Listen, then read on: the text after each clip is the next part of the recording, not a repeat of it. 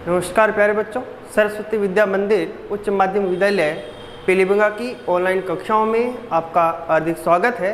आज हम कक्षा 12 हमारी हिंदी अनिवार्य की ये कक्षा है, जिसमें हम पूर्व में नीति के दोहे रहीमदास जी के जो हैं वो हम पढ़ रहे थे और हम 2 कक्षाएं दोहों से संबंधित पूर्व में कर चुके हैं।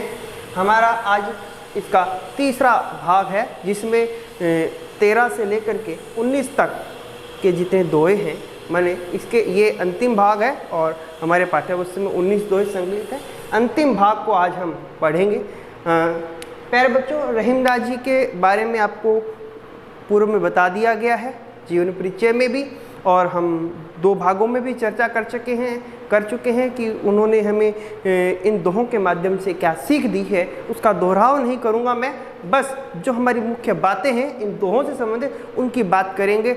इन दोहों में हमें एक तो हमें वाणी के संयम की बात, हमें बात को कैसे कहना चाहिए उसके विषय में हमें बताया।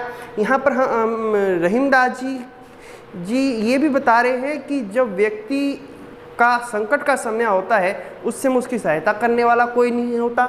हमें यह बताते हैं कि मांगने पर मांगना मौत के समान है। अगर मांग करके भी कोई श्रेष्ठ कार्य करते हैं, हम किसी से मैंने याचक भिखारी बन करके मांगते हैं और कोई श्रेष्ठ काम भी कर देते हैं बाद में, तो भी हम क्या होंगे, बावने होंगे, छोटे ही होंगे, हमारी प्रतिष्ठा कम होगी।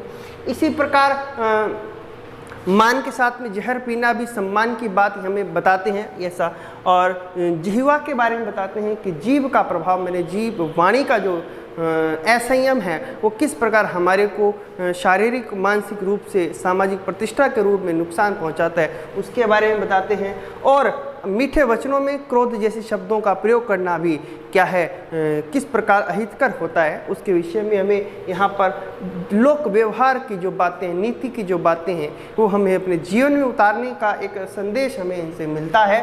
तो हम हमारे प्रथम दोहे की तरफ बढ़ते हैं। आज का हमारा प्रथम दोहा, बड़े बड़ाई ना करे, बड़ों ने बोले बोल, रहीमन हीरा कब के, लाख टका मेरा मोल।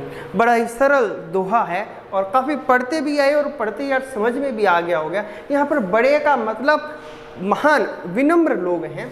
बड़ाई ना करें मैंने आत्म प्रशंसा नहीं करते, अपनी प्रशंसा नहीं करते। बड़ों ने बोले बोल, और न ही अपने विषय में बड़ों मैंने बढ़ा चढ़ा करके बोले मैंने बोलते हैं, बोल मैंने बात को, ना ही अपने विषय में भी अपनी बात को, अपने जीवन चरित्र को या अपने प्रश्न जो गुण हैं उन्हों को बढ़ा चढ़ा करके बोलते हैं। कौन से? जो बड़े होते हैं, जो विनम्र होते हैं, जो महान होते हैं।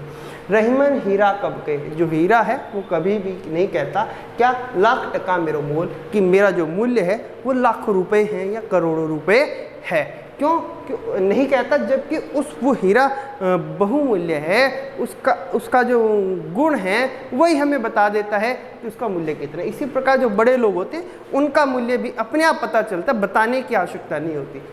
तो कवि रहीमदास जी हमें यहाँ पर महान विनम्र लोगों की विशेषता बताते हैं कि वे किस प्रकार अपनी प्रशंसा नहीं करते, वे मूल्यवान होते हैं। बड़े बड़ाई ना करें, जो बड़े महान विनम्र लोग होते हैं वे कभी भी अपनी प्रशंसा स्वयं नहीं करते।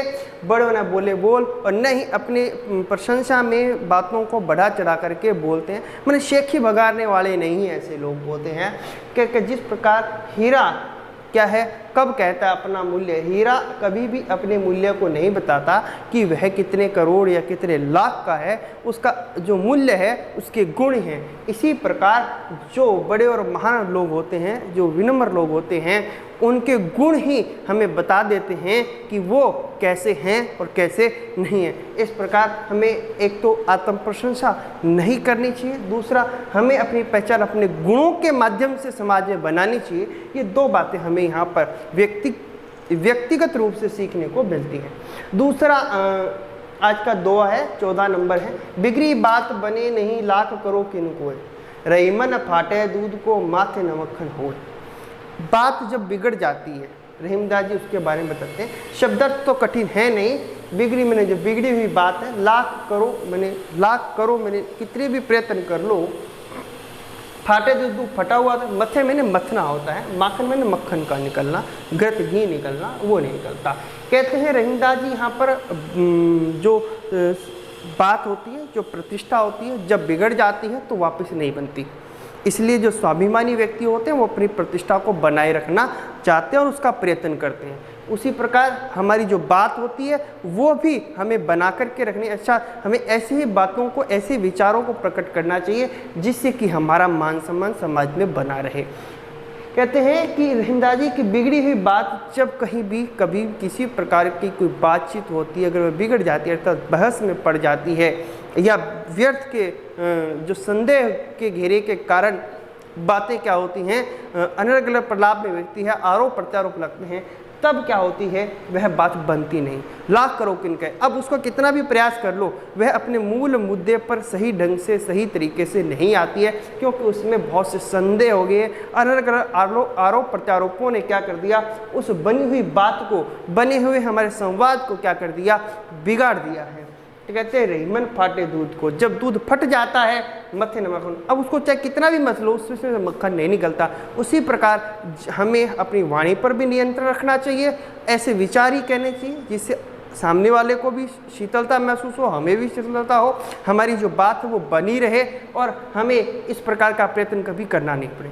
दूसरा इसमें यह भी है कि स्वाभिमानी जो व्यक्ति होते हैं, प्रतिष्ठावान जो लोग होते हैं, महान लोग होते हैं, वे अपने सम्मान की बड़ी चिंता करते हैं और इसके लिए पूरा प्रयास करते हैं कि कभी भी वो ऐसा कार्य या ऐसा कोई कथन नहीं कहे जिससे उनके सम्मान को ठेस हो।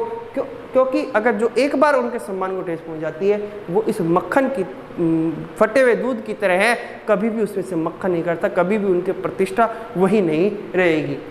अब आगे जो बात कही गई है 15 नंबर दोहे में, विपत्ति भय धन न रहे, रहे जो लाख करोड़, नभ तारे छिप जात है जो रहीम भय वो। विपत्ति जब संकट का समय होता है तब भय आने पर धन नहीं रहता, जो लाख करोड़, चाहे कितना भी लाखों करोड़ों रुपया हमारे पास धन हो, नभ मैंने आकाश होते, तारे छिप मैंने तारे छिप जाते हैं, भय भोर मैंने भोर के होने पर। प्यारे बच्चों, यहाँ पर रहीमदास जी अपने जीवन की पीड़ा भी यहाँ पर व्यक्त करते हैं, क्योंकि रहीमदास जी के पास काफ़ी धन संपदा भी थी, बड़े सूबेदार थे, मनसबदारों के पदों पर रहे और अपने समय के एक अच्छे दानवीर भी ये कहे गए थे। तो जब इनके अपने जीवन में जब विपत्ति आई तो उनके पास जितना धन था सबका सब क्या हो गया, नष्ट हो गया, या यूँ कहें उनसे छीन लिया गया। जेल में रहे, जेल से निकलने के बाद भी, कैद में रहने के बाद भी, आने पर भी इनका जीवन काफ़ी समय तक क्या है, संघर्षों में बीता। तो जितना इनके पास था संकट आने पर सब टल गया। उसी पीड़ा को इस दोहे में ये व्यक्त करते हैं और कहते हैं विपत्ति भय धन रहे, कि जब व्यक्ति पर कोई संकट आता है उस संकट के समय उसके पास जो भी संचित किया हुआ धन है वो क्या है, वो रहता नहीं है। रहे जो लाख करोड़, चाहे उसके पास कितना भी लाखों करोड़ रुपया धन क्यों नहीं हो। क्यों? क्योंकि जैसे नभ तारे छिपी जाता है, रात्रि में आकाश में असंख्य तारे दिखाई देते हैं, जो रही भोर भोर, परंतु जैसी भोर होती है वो सारे के सारे उसका साथ छोड़ देते हैं। अर्थात समय बलवान है, समय ही हमारे साथ है तो हमारे लिए वह धन संपत्ति हमारी सहयोगी है। और अगर हमारा जब समय ही, हमारा वक्त हमारे साथ नहीं है, जब वक्त ही हमारा संकट में है, तब चाहे हमारे द्वारा कितना भी संचित किया हुआ धन क्यों ना हो, वो हमारी सहायता नहीं कर सकता। व्यक्ति हम आम जीवन में भी देखते हैं कि अगर हमारे पास अच्छा धन है तो लोग हमें धन देंगे, परंतु जैसे ही पता चलता है कि अब इसके पास वापस लौटाने को नहीं है तो हमें इनकार मिलते हैं, हमें जवाब मिलते हैं, हमारी कोई सहायता नहीं करते। इसी प्रकार हमें अपने वाणी के व्यवहार से, अपने जीवन में ऐसे बुरे समय से बचने के लिए अच्छे कर्म करते रहना चाहिए। ये भी यहाँ पर संदेश यहाँ पर रहीमदास जी हमें देते हैं। हमारा 16वां दुआ है, मांगे घटत रहीम पद, कितो करो बड़ी काम, तीन पैग वसुदा करो तो बावने नाम। यहाँ पर हमें एक तो पौराणिक वामन अवतार भगवान विष्णु का जो है उस कथा के बारे में भी बताते हैं, और कथा के प्रसंग से यह बताने का प्रयास है कि मांगने पर, याचक बढ़ने पर हमारी प्रतिष्ठा कम हो जाती है। याचक बनने पर हमारी प्रतिष्ठा क्या हो जाती है, कम हो जाती है। उस संदेश को बताते हुए कहते हैं मांगे घटत, अगर हम किसी से कुछ मांग लेते हैं, रहीमदास जी कहते हैं रहीम पद, हमारे पद, हमारी प्रतिष्ठा क्या हो जाती है, घट जाती है। मांगते ही हमारी जो पद, हमारा जो प्रतिष्ठा थी, जो सम्मान था, वो क्या हो जाता है, कम हो जाता है। कि तो करो बड़ी काम, कि तो मैंने कितना भी करो, बड़ी मैंने बड़ा, चाहे आप उस धन को मांग करके अपने जीवन में चाहे कितनी भी बड़ी सफलता क्यों न अर्जित कर लो, परंतु आपकी जो प्रतिष्ठा थी वो कम हो ही गई है, क्योंकि आपने मांगा है, आप भिखारी के रूप में आए, आप याचक के रूप में आए। अब कहते हैं 3 पैग वसुधा करो। 3 पैग मैंने 3 पैर, वसुधा मैंने धरती को क्या किया, नाप लिया। तो बावने नाम, तो भी नाम क्या है, बावने मैंने वामन। वामन, यहाँ पर वामन अवतार जो भगवान विष्णु का था उसकी कथा को यहाँ पर बताया गया कि राजा बलि से भगवान विष्णु वामन के अवतार में बोने होकर के उनके दरबार में ब्राह्मण का रूप लेकर के आते हैं। यज्ञ अनुष्ठान चल रहा था, उस यज्ञ अनुष्ठान को पूर्ण होने से बचाने के लिए, देवताओं की सहायता के लिए भगवान विष्णु वामन अवतार लेते हैं। और वामन, अब यज्ञ चल रहा है, यज्ञ को पूर्ण करना है, परंतु राजा बलि का एक निश्चित नियम था कि अगर कोई भी उनके पास आता है, मन ब्राह्मण या अन्य याचक, वे उसको अपनी ओर से क्या है, दान अवश्य करते हैं, उसकी सहायता करते हैं। यज्ञ चल रहा है, यज्ञ को भंग करना है। वामन भगवान के रूप में विष्णु जी उनके यज्ञ स्थल पर आते हैं और राजा बलि से भिक्षा मांगते हैं।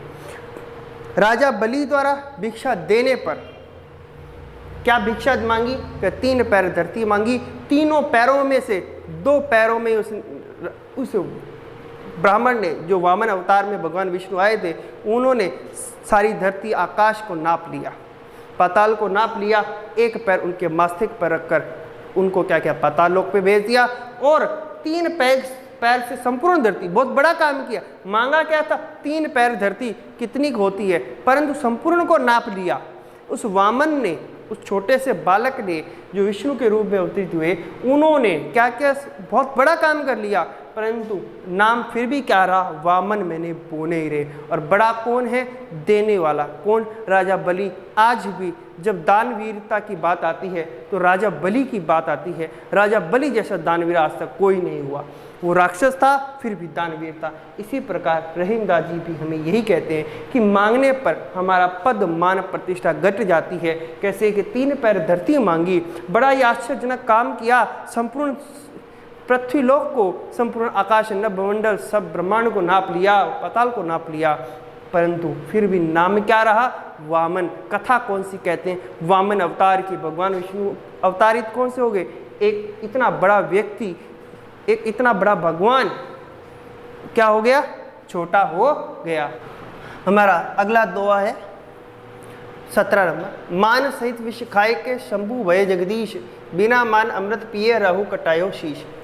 प्यारे बच्चों, यहाँ पर भी हमें रहीमदास जी का वैष्णव धर्म के प्रति उनका कितना लगाव है, धार्मिक ग्रंथों का कितना अध्ययन के बाद पता चलती है। वामन अवतार की कथा सुनी। यहाँ पर समुद्र मंथन के दौरान शिव द्वारा विषपान करना और राहु का शीश कटना अमृत पान करने के दौरान, उस कथा को के माध्यम से हमें बताते हैं कि अगर हमें मान के साथ में अगर विष भी पीना पड़े तो हमें स्वीकार कर लेना चाहिए, परंतु अपमान सहित अगर हमें वहाँ कहीं लाभ मिल रहा है, हम महान बनते हैं, अपमान सहित अगर हमें लाभ मिलते हैं तो वो लाभ क्या है, तुच्छ है। इस बात को इस प्रसंग के माध्यम से हमें बताते हुए कहते हैं मान सहित विष खाए के शंभु भय जगदीश। यहाँ पर मान सहित, मान सम्मान के साथ विष का खाए मैंने विष का पान करने वाले शंभु मैंने कौन, भगवान शिव। भय जगदीश, जगदीश का मतलब यहाँ पर जगत के स्वामी बन गए,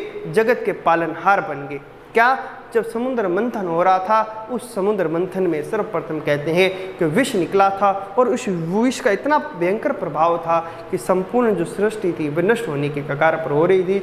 तब सभी देवताओं ने क्या किया, भगवान शिव की आराधना कर उन्हें उस विष का पान करने के लिए कहा। जहर था, उस जहर को पीने के लिए कहा, और जैसे ही भगवान शिव ने उस जहर को पिया, वो क्या हो गए, जगदीश हो गए, जगत के स्वामी बन गए, जगत के पालनहार बन गए। इसलिए कहते हैं कि मान सहित अगर विष जहर भी पीने को मिले तो हमें पी लेना चाहिए, क्योंकि वो हमारे सम्मान में क्या करता है, वृद्धि करता है। अब कहते हैं बिना मान अमृत पिए। अब उसी दौरान, उसी समुद्र मंथन में हमें पता है अमृत का कलश ले आता है, और उस अमृत को पाने के लिए देवताओं द्वारा और राक्षसों दोनों को पान करना था, परंतु देवताओं को प्रथम में पान करवाया गया और राक्षसों को बाद में पान करने की बात आई। तब उन राक्षसों में से एक राक्षस था, कौन? राहु। वह राक्षस धोखे से क्या है, छल से क्या है, देवताओं की पंगत में आ जाता है और देवताओं का रूप धारण करके बैठ जाता है। परंतु जैसे ही देवताओं को पता चलता है तब उसे अपने शीश को कटवाना पड़ता है। तो कहते हैं बिना मान अमृत पिए। बिना मान अमृत का पान, उस अमर होने वाले पदार्थ का पान करने वाले कौन? राहु राक्षस का क्या हो गया? शीश कटाया, उसका शीश काटना पड़ा। क्यों? क्योंकि अमृत पान करते हुए अमर हो जाता। तो कहते हैं कि अगर जो राहु जो क्या है, बिना मान के अपमान के साथ धोखे से छल से क्या करता है, उस अमृत का पान करने वाला क्या हो जाता है, क्या करता है, अपना शीश कटवा बैठता है। इसीलिए हमें मान सम्मान बनाए रखने के लिए अगर जहर के घूंट भी पीने पड़ते हैं तो पी लेने चाहिए। अगर अपमान के साथ अगर हमें सम्मान मिलता है, वो सम्मान हमारे शीश कटाने जैसा है, इसलिए हमें अपने जीवन में ऐसा कार्य नहीं करना चाहिए। आगे है 18 नंबर, रहीमन जीवा बाबरी, कही गई स्वर्ग पताल, आपू तो कई बेहतर रहे जूती खात कपाल। सामान्य व्यवहार की बड़ी सुंदर सी यहाँ पर जिह्वा के व्यवहार के बारे में बताया। वाणी का संयम हमारे में होना चाहिए, वाणी पर नियंत्रण होना चाहिए। कहा है कि रहीमन जीवा बावरी, रहीमन जीवा मैंने जीव, बावरी मैंने आवेश से ग्रस्त, पागल जिसे हम कह देते हैं, बावला कह देते हैं। कई गई सर्ग पताल, सर्ग पताल का मतलब अनर्गल अनुचित बातें कह करके अंदर चली जाती है। यह बोलती तो जीव है, परंतु यह बिना काम की क्या है, बेवकूफ़ी भरी बातें अनर्गल प्रलाप करके क्या करती है, अंदर चली जाती है। आपको तो कोई भीतर है, अब आप तो भीतर रहती है, बाहर तो निकलती नहीं, क्योंकि ये बिना हड्डी की है। और ये कहती है हिली अंदर गई, कहते हैं जूती खाद कपाल। जूती खाद कपाल का मतलब यहाँ पर हमें जो समाज में इस जीव के कारण जो अपमान झेलना पड़ता है, जो पीड़ा झेलनी पड़ती है, वो किसको झेलनी है? कपाल को। जूते कपाल सिर पे पड़ते हैं, कहते हैं ना जूते सिर पे पड़ते हैं, जूते पड़ाएगा क्या? ऐसी बातें हम कह देते हैं, भी गलत बात हो जाए तो कहते हैं जूते खाते कपाल। क्या? तब जो अपमान है वो कहाँ देखने को मिलता है? हमारे को शरीर को, संपूर्ण शरीर को ये भोगना पड़ता है। इस प्रकार क्या कहना चाहते हैं रहीमदास जी? जीवा के माध्यम से कहना चाहते हैं कि जो जीवा है, ये जीव है, ये क्या बावली है, आवेश से ग्रस्त है, पागल है, इसको इसे कहने सुनने का कोई ध्यान ही नहीं है। उचित अनुचित बातें ये कह देती है और स्वयं कहाँ चली जाती है? भीतर अंदर आराम से रहती है। परंतु उस वाणी के द्वारा, उस अनर्गल प्रलाप के द्वारा जो हमें पीड़ा झेलनी पड़ती है, वो किसको झेलनी पड़ती है? हमारे को, हमारे शरीर को।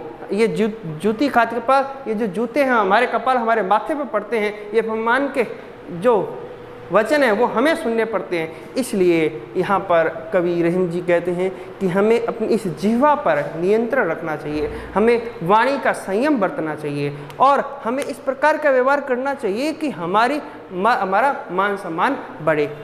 आगे कहते हैं, अंतिम हमारा आज का और इस पाठ का अंतिम दुआ है, अमृत ऐसे वचन में रहीमन रीस की घास। अमृत मैंने मीठे वचनों में, रीस मैंने क्रोध की, घास मैंने गांठ। कि हम अमृत जैसे वचन बोलते हैं और उनमें अगर क्रोध की वाणी आ जाती है तो वो क्या है? गांठ के समान होती है। जैसे मिश्री ही में मिली, मिश्री ही मैंने मिश्री के अंदर क्या मिली है? नीरस बांस के पास। मिश्री को बनाते समय उसकी प्रक्रिया में कहा जाता है कि उसमें को थोड़ा जुड़ाव रखने के लिए उसमें बांस या धागे डाले जाते हैं ताकि वह उसकी पकड़ मजबूत बन जाए। तो वो जब हम खाते हैं तो हमारे मुख में आती हैं तो हमारे उस मिश्री का स्वाद क्या हो जाता है? रसहीन हो जाता है। उसी प्रकार अमृत जैसे जब हम कोई मीठी वाणी बोल रहे हो, किसी से बातचीत कर रहे हो, उसमें उस सामान्य व्यवहार में अगर कहीं क्या हमारे क्रोध के वचन आ जाते हैं, क्रोध के जो वचन हैं वो बेमेल हैं, मेल नहीं है उनका, वो बेमेल वचन क्या करते हैं? हमारे गांठ के समान लगते हैं।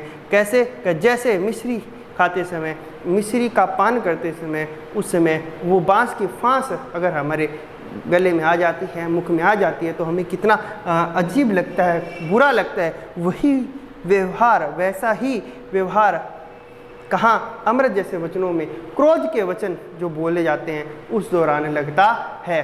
प्यारे बच्चों, इस प्रकार यहाँ पर हमें मीठे वचन बोलने चाहिए, हमें क्रोध के कड़वे जो वचन होते हैं उन वचनों का प्रयोग नहीं करना चाहिए। हमें मिश्री में जिस प्रकार को खाते समय जिस प्रकार बांस या कोई धागा आ जाता है, उसी प्रकार वो हमें बेमेल लगती है, नीरस लगती है, रसहीन लगती है। हमें अमृत जैसे वचनों को बोलना चाहिए, मीठे व्यवहार, वाणी में नियंत्रण होना चाहिए, संयम के साथ बात करें, श्रेष्ठ से श्रेष्ठ शब्दों का प्रयोग करें। इस प्रकार ये हमारे जो दोहे हैं, आज के दोहों में हमें जो देखा है वो हमें अधिकतर एक ही बात मिली कि हमें अपनी वाणी पर संयम रखना चाहिए, वाणी पर नियंत्रण हो, हमारे शब्द मीठे हों, मधुर हों, दूसरों को सुख देने वाले हों। ये बार बार हमें बात कही गई है और इस वाणी का व्यवहार ही हमें क्या करता है, समाज में प्रतिष्ठा दिलाता है। वाणी से हमारे गुणों का पता चलता है तो हमारा सम्मान बढ़ता है। वाणी के कारण ही हमारी संपूर्ण जो जीवन है वो क्या बन जाता है, देव और राक्षस बनने वाला है। हम देवता बने या राक्षस बने, ये हमारी वाणी ही हमें बताती है। इन दोहों में, दो दोहों से हमें रहीमदास जी के एक मुस्लिम कवि होते हुए भी भगवान विष्णु और भगवान शिव मैंने जो समुद्र मंथन की लीलाओं का जो हमें ज्ञान मिलता है वह भी अद्भुत है, अविस्मरणीय है। इस प्रकार ये हमारा पाठ आज पूर्ण होता है। अगली कक्षा में नए पाठ के साथ मिलते हैं। धन्यवाद।